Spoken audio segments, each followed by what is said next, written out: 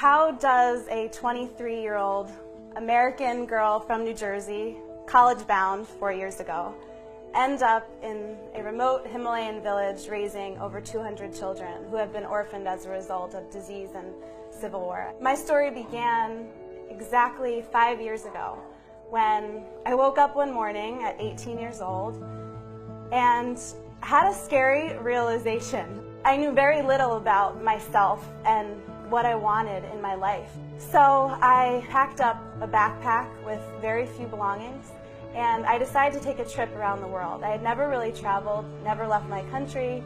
All of a sudden my whole world opened up. There was so much to learn and so much to discover outside of the walls of a four-walled classroom. I was walking down the road one day when I locked eyes with this little girl. Her name is Laukora. Her job every day was to take loads from the bus park all the way into the villages, and she'd go back and forth all day. She'd make $1, $2 in the day to feed her family. This is the life of a Nepalese orphan. I looked at her and I saw every single piece of myself. And I was devastated. I thought, what have we done as a human family that our children are living this way? I soon kept reading, and I found out that there were 80 million children just like her in the world. And I was devastated. And then I met one particular girl. Her name was Hema, and this is Hema here. She was 7 years old, but every day when I walked to meet her, she'd just smile with these big bright eyes and she'd say, "Namaste, Didi." And I thought for the first time, okay, Maggie, forget the 80 million. What if you just started with Hemo? Is there something that you can do to change the life of just one child? And I thought at 18, and as the entrepreneurial mind that I have, okay, I can do that. What if I just supported the education of this one child? How would her life change? And this is Hema a couple of weeks later. I put her into school and followed and tracked her progress. But the sad thing was that I didn't think it was enough. There were kids that didn't have homes and families, and they were orphans. And one day I had this idea.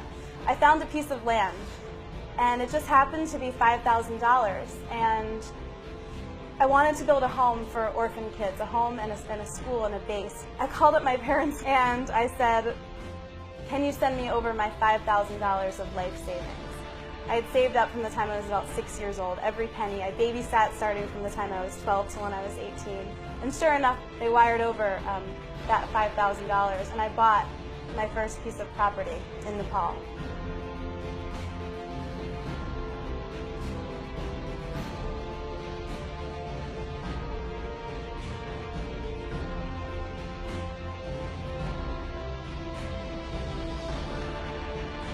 The world will change when our children and our women are educated. They have less children, they raise better families, they raise more educated children, their disease, everything decreases, poverty levels, communities and villages change.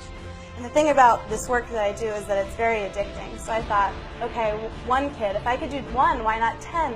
What if my dream was to walk across this dry riverbed one day and not see a single child breaking stone? That's what I want.